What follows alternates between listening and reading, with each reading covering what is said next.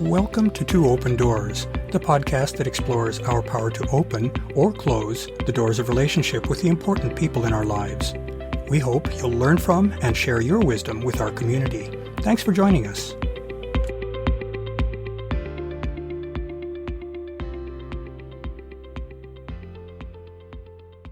We recently reviewed the differences between 3 dependent styles, or ways of interacting with partners to obtain support and validation. As we saw, neither true independence, or complete self-reliance, nor codependence, or inappropriate dependence on a partner, are healthy or sustainable. In contrast, interdependence enables an appropriate balance of self-reliance with appropriate dependence on others. In this episode, we'll further consider the benefits and the requisites for living a life of interdependence with others. Before diving in, let's recall what defines an interdependent relationship. All 3 dependent styles describe different approaches to combining dependence on self with dependence on others. In the case of interdependence, an individual retains autonomy and personal responsibility for decision-making and self-support, but not in the extreme way that an independent person does. The interdependent person accepts their need to reach out to others for help with needs that the interdependent person can't realistically fill for themselves. Doing so allows that person to benefit from others' specialized skills, abilities, and preferences. At the same time, the interdependent person accepts their responsibility to contribute to the support of others in an arrangement of reciprocal support. Our Western societies are strongly focused on demanding that their citizens be independent. It's basically everyone for themselves, and people, especially men, are taught not to rely on others. That view of society promotes a zero-sum approach to filling personal needs. That is certainly apparent in many or most jobs, in which one advances by defeating others in an unending competition. Needless to say, that adversarial approach to life positions others as at least potential enemies rather than allies. In such an environment, it's wise to keep one's shields up. Living life with one's back perennially to the figurative wall makes it difficult to leave oneself vulnerable, even with those we're close to. As we've noted in previous episodes, a willingness to let down one's guard with one's intimate partner is essential in connecting with that partner. Without mutual vulnerability, it's impossible to come to see and know one another clearly and honestly. Without the deep knowledge and understanding of each other by both partners, it's impossible to ascertain how well those partners are aligned in terms of personality, life goals, beliefs, etc. Without the resulting good alignment, there's a high likelihood that the relationship will prove unsatisfying or unsustainable to one or both partners.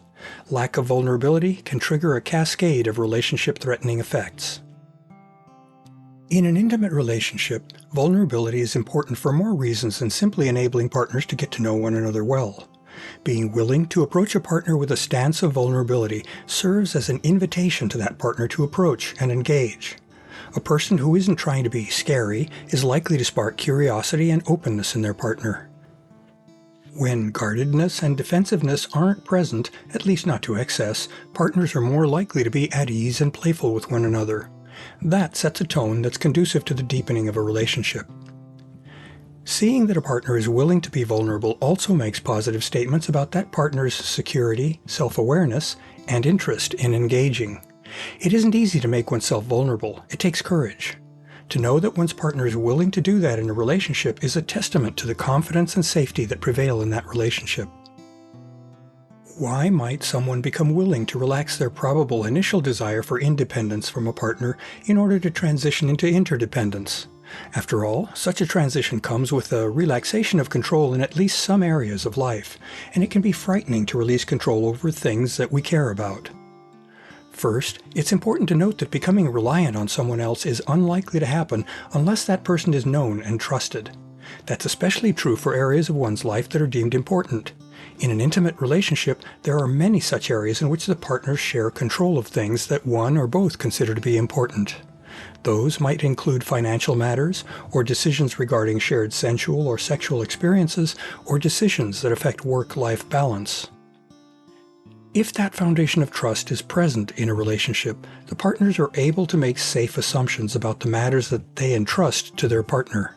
That can be a tremendous relief to both partners, since each of them knows that they aren't alone in dealing with life's challenges.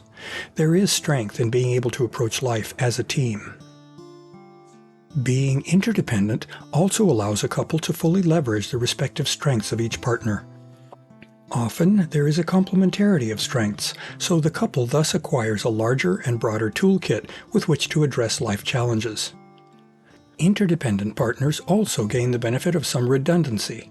When one partner is unavailable or unable to take on a task, such as in times of illness, the other partner may well be able to fill the gap. That reduces the number of circumstances in which neither partner is available to resolve a problem in their individual or joint lives. Finally, interdependence can simply feel good to both partners in a well-functioning intimate relationship. It's reassuring and comforting to know that one is not alone, and interdependence very concretely demonstrates the connection between partners. Those feelings of reassurance and unity extend well beyond just the problems that confront a couple. They can also reflect the opportunities and experiences that the couple shares. As is often observed, many things are sweeter when they're shared. In our earlier explorations of how a relationship can evolve, we identified 6 distinct states of relationship: seeking connection, first impressions, exploring, bonding, fading, and morphing. First impressions has to do with the attraction we may feel for someone based on our observations, but before any significant interactions with that person. In that state, people are guided by their neurological attraction subsystem, which can induce feelings of desire and physical lust. People who are in the first impression stage don't yet have any motivation to become interdependent. Relationships that mature beyond the first impression stage move into the exploring state, during which the partners interact extensively with one another. Those interactions provide information as to how satisfying and promising, or not, the relationship is.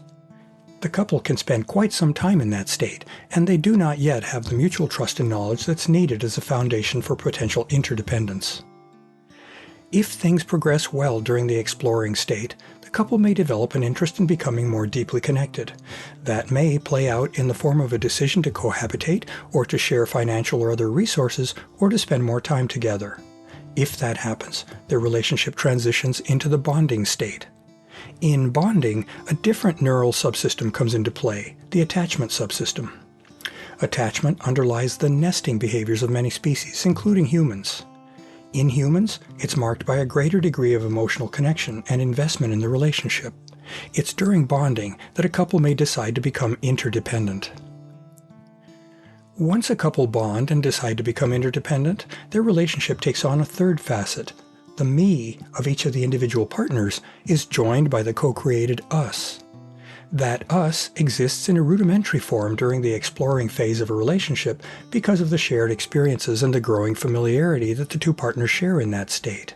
However, us truly comes into its own with the conscious decision of both partners to invest time and energy in nurturing their relationship. From that point forward, as long as the relationship remains vital, both partners continue to behave and see themselves as a unit.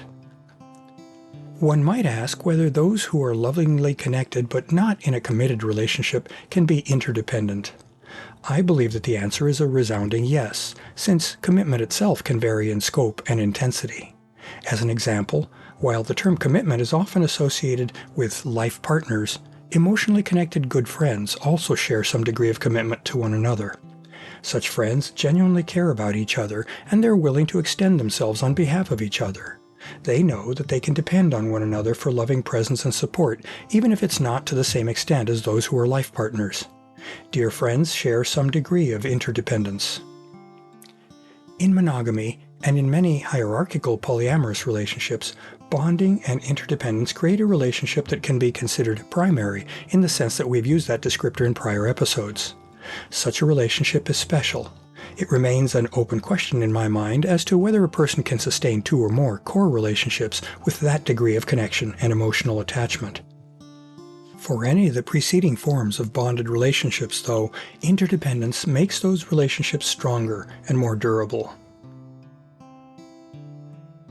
To learn more about Two Open Doors and to engage with our community, I'd like to invite you to visit the Two Open Doors private Facebook group for posts and discussion, and the Two Open Doors meetup group for events.